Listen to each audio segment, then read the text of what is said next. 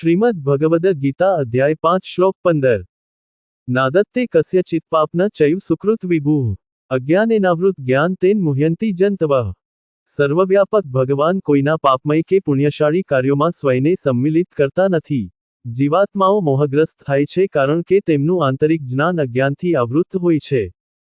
ભગવાન કોઈના પણ પાપમય કે પુણ્યશાળી કર્મો માટે ઉત્તરદાયી હોતા નથી। આ સંદર્ભમાં ભગવાનનું કાર્ય ત્રિવિધ પ્રકારનું છે।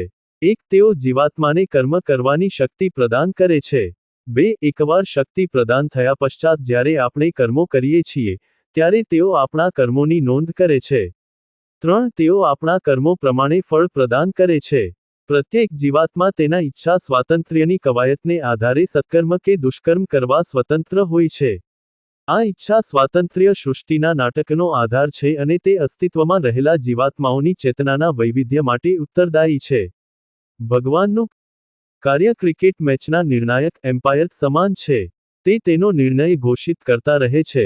4 રન, 6 રન, રમતમાંથી બહાર આઉટ છે। એમ્પાયરને તેના નિર્ણય આપવા માટે દોષી ગણવામાં આવતો નથી, કારણ કે તેના નિર્ણયનો આધાર રમતવીરના કૌશલ્ય પ્રદર્શન પર રહેલો હોય છે। કોઈ એવો પ્રશ્ન કરી શકે કે ભગવાને જીવાત્માને ઈચ્છા સ્વાતંત્ર્ય શા માટે આપ્યું? તેનું કારણ છે કે આત્મા એ ભગવાનનો સૂક્ષ્મ અંશ છે અને તે ભગવાનના સર્વ ગુણો અતિ સીમિત માત્રામાં ધારણ કરે છે। ભગવાન અભિજ્ઞ સ્વરાત પરમ સ્વતંત્ર છે અને તેથી આત્મા પણ તેની ઈચ્છા પ્રમાણે તેના ઇન્દ્રિય, મન અને બુદ્ધિનો ઉપયોગ કરવા સીમિત માત્રામાં સ્વતંત્રતા ધરાવે છે। વળી, ઈચ્છા સ્વાતંત્ર્ય વિના પ્રેમ થઈ શકતો નથી। એક યંત્ર ક્યારેય પ્રેમ કરી શકતું નથી કારણ કે તેને પસંદગીની સ્વતંત્રતા હોતી નથી। કેવળ જે વ્યક્તિ પસંદગીની ક્ષમતા ધરાવે છે તેને જ પ્રેમ કરવાનો વિકલ્પ પ્રાપ્ય હોય છે। ભગવાને આપણું સર્જન તેમને પ્રેમ કરવા માટે કર્યું છે, તેથી તેમણે આપણને ઈચ્છા સ્વાતંત્ર્ય પ્રદાન કર્યું છે।